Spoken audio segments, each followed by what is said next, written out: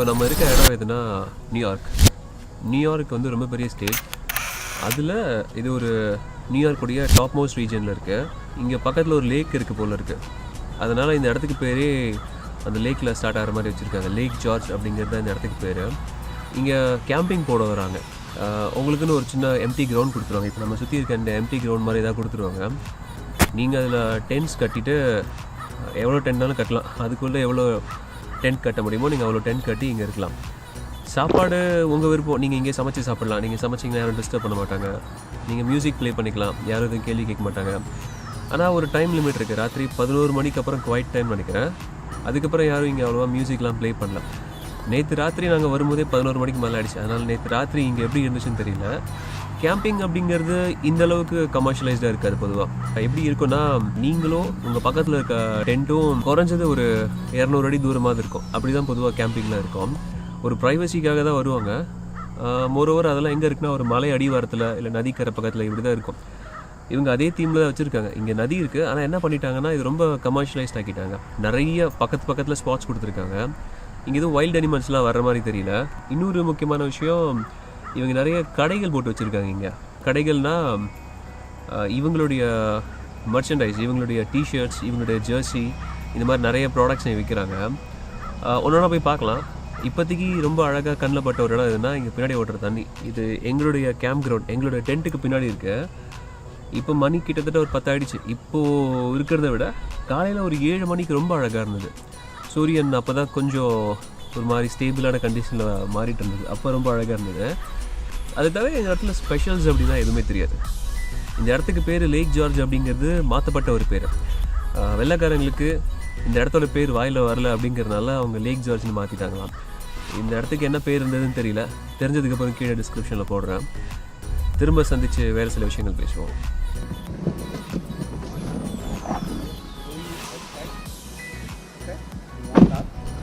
இந்த பக்கத்தில் இப்போது பசங்க விளையாடுறதுக்கான, பசங்கன்னு இல்லை யாருனாலும் விளையாடலாம், கிரவுண்ட் இருக்குது. கூடாரம் பற்றியா? ஆக்சுவலி இந்த லேக் ஜார்ஜுடைய ஓனர் யாருன்னு தெரில, பயங்கர புத்திசாலி. அவர் பண்ண ஒரு நல்ல விஷயம் அவருக்கு, அவர் ஃபேமிலிக்கு என்னென்னா, இங்கே குழந்தைங்களோட அட்ராக்ஷன் நிறைய இருக்குது. கிட்ஸ் ப்ளே ஏரியா நிறைய இருக்குது. அதனால குடும்பமாக தான் எல்லோரும் வராங்க. நல்ல வியாபாரமாகுது. இங்கே இருக்க வண்டியெல்லாம் ஆர்வின்னு சொல்லுவாங்க. ஆர்வினா ரெக்ரியேஷனல் வெஹிக்கிள். நீங்கள் டென்ட் கட்டணும்னு அவசியம் இல்லை, ஹோட்டல் ரூம் எடுக்கணும்னு அவசியமே இல்லை. இந்த மாதிரியான ரெக்ரியேஷனல் வெஹிக்கிள்குள்ளே கண்டிப்பாக 2 பேராவது குறைஞ்சது தூங்கலாம். ஒவ்வொரு வெஹிக்கிளோட சைஸை பொறுத்து உள்ளே ஒரு சின்ன கிச்சன் இருக்கும், ஒரு பாத்ரூம் இருக்கும். ஸோ இந்த மாதிரியான ஆர்வி எல்லாத்துக்குமே சார்ஜ் ரொம்ப தேவைப்படும். பேட்டரி ஆப்ரேட்டரில் தான் வந்து அவங்க கிச்சன் யூஸ் பண்ணுவாங்க. உள்ள லைட்ஸ் எல்லாத்துக்கும் சார்ஜ் நிறைய தேவைப்படும் இல்லையா? ஸோ காரில் இருக்க பேட்டரி பொதுவாக கார் ரன் ஆகும் போதே ஓரளவுக்கு சார்ஜ் ஆகும். ஆனால் இதில் இருக்க பேட்டரி ரொம்ப பெருசு. அதை வந்து இந்த ஆர்விக்குள்ளே இருக்க எலக்ட்ரிசிட்டி, அவங்களுக்கு தேவைப்படுற மிச்ச அம்யூனிட்டிஸ் எல்லாத்துக்குமே அவங்க அதை பயன்படுத்துகிறாங்க. அதனால் அதோட சார்ஜ் ரொம்ப சீக்கிரம் போயிடும். ஸோ இந்த இடத்துல அதோட சார்ஜிங் ஸ்டேஷன்ஸ் நிறைய வச்சுருப்பாங்க. இங்கே இருக்குது, ஒன்று காமிக்கிறேன். ஆர்வியுடைய பேட்டரியை சார்ஜ் பண்ணிகிட்ருக்காங்க.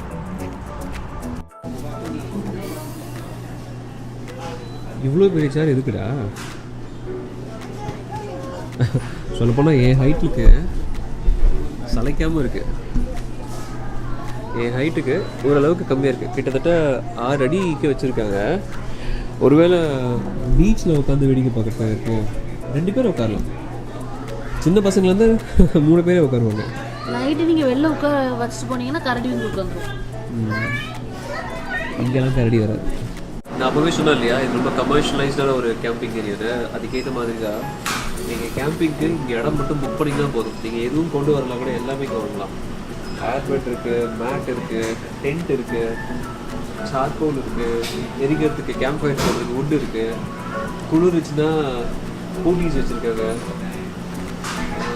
வெயில் தொப்பி, ஃபிஷிங் ராட் வச்சுருக்காங்க, கேம்பிங் சேர்ஸ் வச்சுருக்காங்க. எதுவும் உங்களுக்கு இல்லவே கிடையாது. நீங்கள் கையை வீசிட்டு வந்தால் கூட போதும், இங்கே ஒரு இடம் மட்டும் புக் பண்ணிங்கன்னா போதும், மிச்சம் எல்லா பொருட்களும் இங்கே வாங்கிக்கலாம். ஒரு வழியாக முதல் நாள் மதியம் ஆயிடுச்சு. இது வரைக்கும் என்ன பண்ணியிருக்கோம்? காலைல சாப்பிட்டோம், கொஞ்சம் நடந்தோம், திரும்ப மதியம் வந்து சமைச்சு சாப்பிட்டோம். இன்னும் 2 நாள் இருக்கிறதுக்கான ஸ்டாக்ஸ் கொஞ்சம் கம்மியாக இருக்குது. ஃபயர் பண்ணுறதுக்கு கோல் இல்லை, இன்னும் சில கொஞ்சம் கிராசரி வாங்கணும்.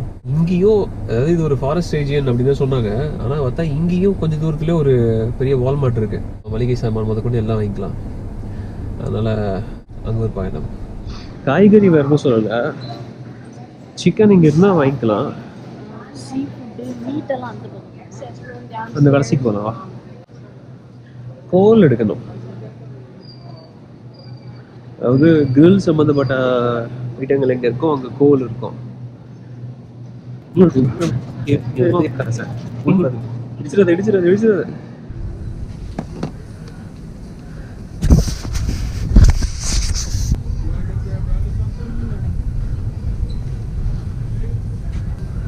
ஓகே, என்ன விலை இது? 6000 ரூபா. ஐ, அவ்வளோ கம்மியா? சரி, செக் பண்ணலாம். இங்கே தான் ப்ரைஸ் செக் பண்ண இது வச்சுருப்பாங்களே.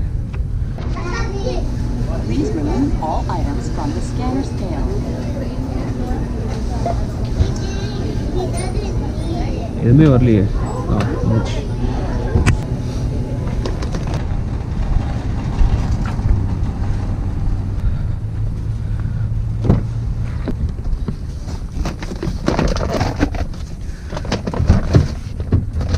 அதை கொஞ்சம் இழுத்து வைங்க உங்கள் பக்கமா.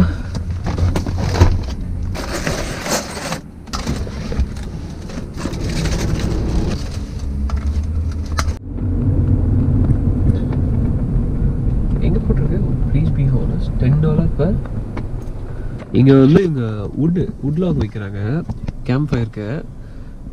இங்கே யாரும் பைசாலாம் கலெக்ட் பண்ண ஆள் இல்லை. ஆனால் அங்கேயே ஒரு உண்டியல் மாதிரி வச்சு ப்ளீஸ் பி ஆனஸ்ட்னு வச்சுருக்காங்க போர்டு. ஒரு மரக்கட்டை எடுக்கிறீங்கன்னா, ஒன்றும் இல்லை, ஒரு பஞ்ச் ஆஃப் மரக்கட்டை ஒரு கயிறு கட்டி வச்சுருக்காங்க.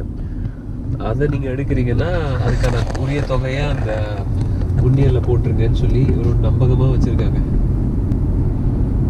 அது அங்கே மட்டும் இல்லை, இன்னும் சில இடங்கள்லையும் அப்படி தான் இருக்காங்க. இதோ இங்கேயும் இப்படி தான் இருக்காங்க. வெளியில் வச்சுருக்காங்க, தைரியமாக எடுத்துட்டு அதுக்கான பணத்தை அதில் வச்சுருக்கான்னு இருக்காங்க. நைட்டு ஃபுல்லாக வெளில தான் இருக்கும். நேற்று ராத்திரி நாங்கள் வரும்போது தான் பார்த்தோன்னே ஷாக் ஆகிட்டோம். என்னடா இம்பிட்டு நல்லவங்க இருக்கீங்களே. இது சமையல் பொருட்கள் மட்டும் வைக்கிற டென்ட். இதுக்குள்ளே எப்படியோ சாப்பாடு தேடி உள்ளே போயிடுச்சு. ஆக்சுவலி இங்கெல்லாமும் கொஞ்சம் சின்ன கேப் இருக்குது.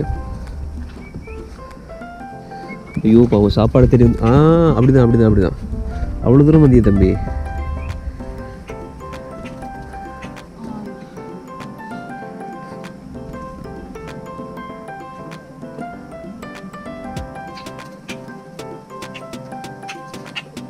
எல்லா இடத்துலையும் போய் மாட்டிக்கலாம். அவ்வளோதான், தப்பிச்சிட்டான்.